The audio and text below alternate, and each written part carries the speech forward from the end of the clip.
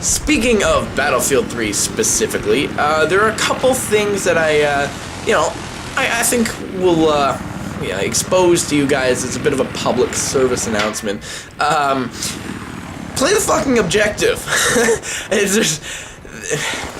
PTFO has been a basic, a little bit of a movement, shall we say, in the Battlefield community since Bad Company 2, and I think now more than ever it is important, because it is even more important to play the objective in Battlefield 3 to win than it was in Bad Company 2, because just the way it's set up, just the way the game plays, it's slightly different, blah blah blah, but all you need to know is that if you go up to an MCOM station in rush mode, you arm it and explode it, you will get lots of points, nearly 1,000. If you are also shooting at people who are coming to disarm it, you will get over 1,000 for an armed explosion and those kills. It just makes sense, because there's nothing worse than having a whole squad of recons plus yourself, and they are just camping in the back trying to pick off as many people as they can, and you're attacking. So the objective of attacking, obviously, is move up, arm the bomb, or if you're on conquest, take the objectives and take the capture points and keep them for as long as possible.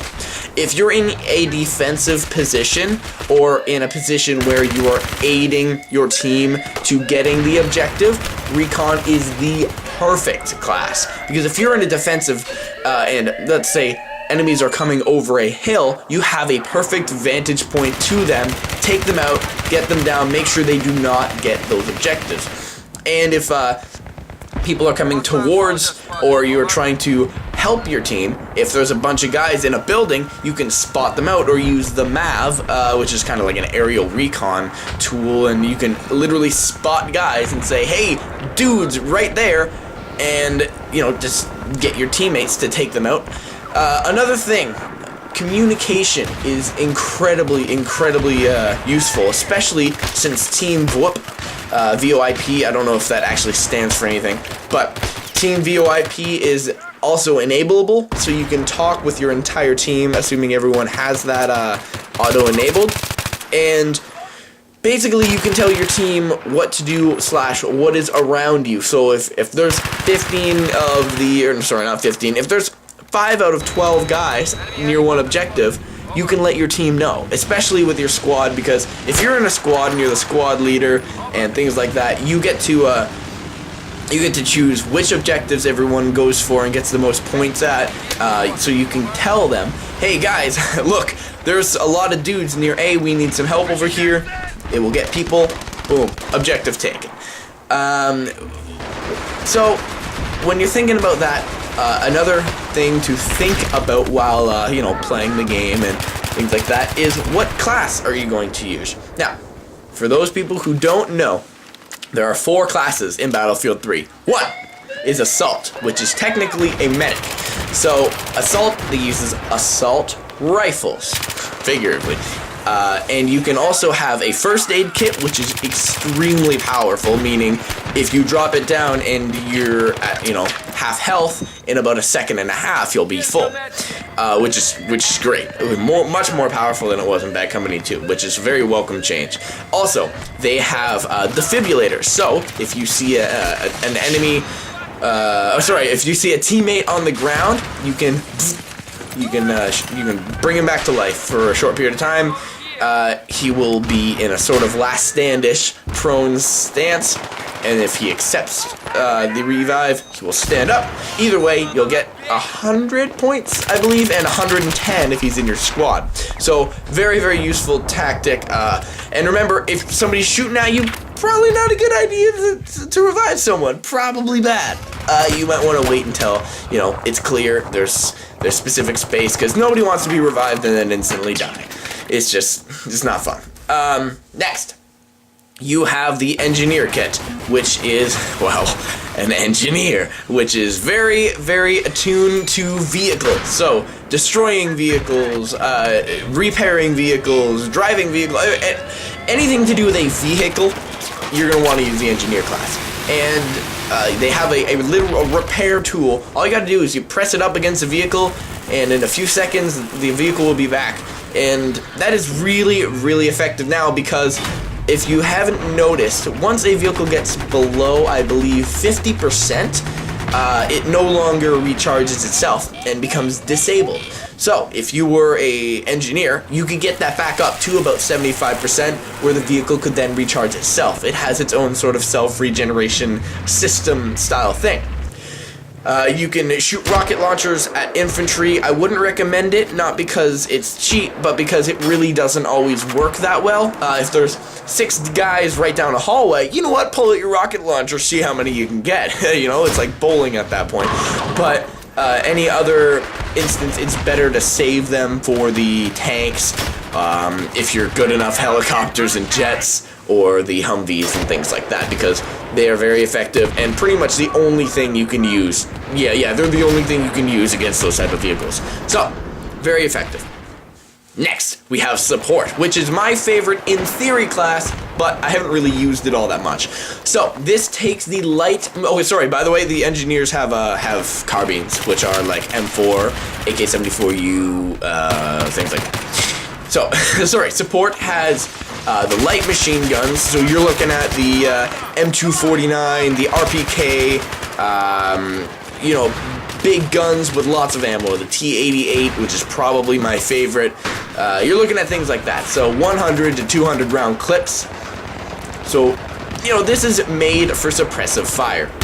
If you haven't noticed, or do not know, sorry, if you didn't know, Battlefield 3 comes with its own suppressive fire sort of tactic, and essentially what it is if bullets are going near you but not necessarily hitting you, your screen will become blurred. And at that point, if you die, the person who is suppressing your screen or making it blurry will get an extra bonus. So it is very effective if there is a choke point, hallway, or something. These guns nearly always come stock with a bipod.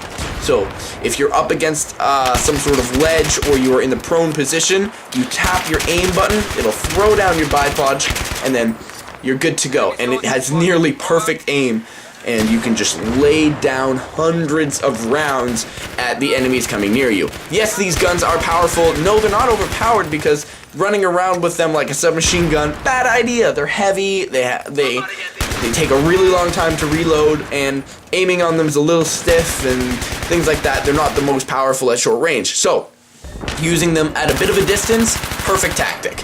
Another great tactic for these things is C4, because they have C4.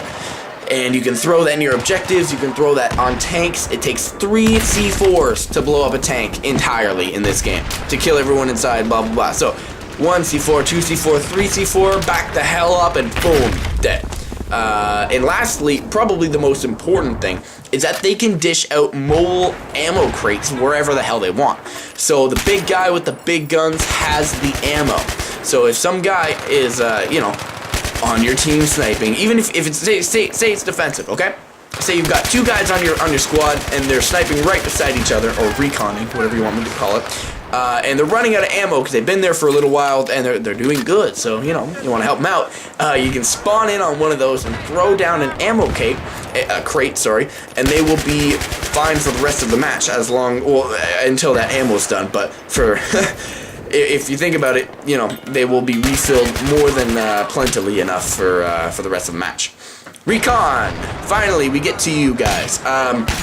This is not necessarily the Snipe Source class that everyone thinks it is. It is actually one of the most effective classes, even when you're not using a sniper rifle, and I will explain that in a moment. You can toss down multiple different things. There are things like the soft lamb, you can use the MAV. Okay, so the soft lamb, which is probably one of the most underused things in Battlefield 3, you essentially throw it down, and it's a laser-guided designator. So let's say there's a jet or a helicopter. Let's say there's a helicopter. Haven't talked about that much.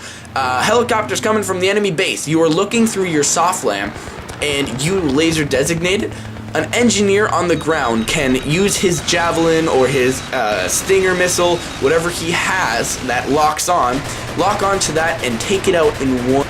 because it's already designated. If you have a squad and one of you is each class, try using this soft lamb engineer tactic. I guarantee you it will work. Also, the MAV is really cool because it's tiny and it can get behind enemy lines very quickly and spot guys like no tomorrow. Also, no matter where it is, it'll give a little bit of how do I say, proximity recon. So on your mini-map it'll show up as well, and they'll be on the mini-map. So that's really helpful. Of course, you know, sniper rifles are great for long range. They take a lot of skill to learn how to use properly. Fysho would be better at explaining that, but he doesn't talk, so but yeah, so long range, bullets do drop. They do take time. This isn't the aim and shoot that most of you guys are used to from other first-person shooters. I'm not naming any names because there's multiple games that do this. You're going to have to wait for the bullet to get there over long periods of time, and it will drop from its little crosshair. That is my 2 cents about, you know, objective-based play, choosing which kit. Also, don't be afraid to switch kits. You know, if you're running low on your engineer kit and you see a recon with a UMP right in front of you, pick it up, you know? There's no reason not to switch kits. It's a very viable tactic. It'll help you stay alive longer. And if I can recommend any one thing to somebody who wants to play Battlefield, whether or not they're an expert already, whether or not they're just starting, or whether or not they play COD and want to try learning how to play Battlefield, because it is a bit of a transition. I made it myself a couple years ago.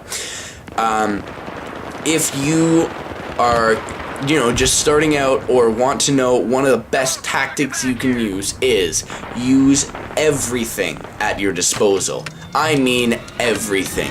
If you see a tank coming and there's a in-place RPG, or I forget what they call them, but if you see a tank coming and there is a grounded rocket launcher, use that and take out the tank, because it is more powerful than anything you can carry on your shoulder. If you see an anti-air gun and jets flying in the air, get in it and take them out. If you see a jet and really want to get in and learn how to use it, don't. Leave that to professionals, because you'll just end up killing yourself. I am Cheating the System 21. That is my tactics display slash explanation. Gameplay by Fysho, editing by Fysho, and Cole, we miss you, and we love you, right? But oh bollocks, this is a great accent, isn't it? What am I saying? What am I saying? What am I saying? Oh, God. 2 cents about Battlefield, and, you know, last thing I really have to say, guys, is see you on the battlefield. I'm cool. Cheating the System out.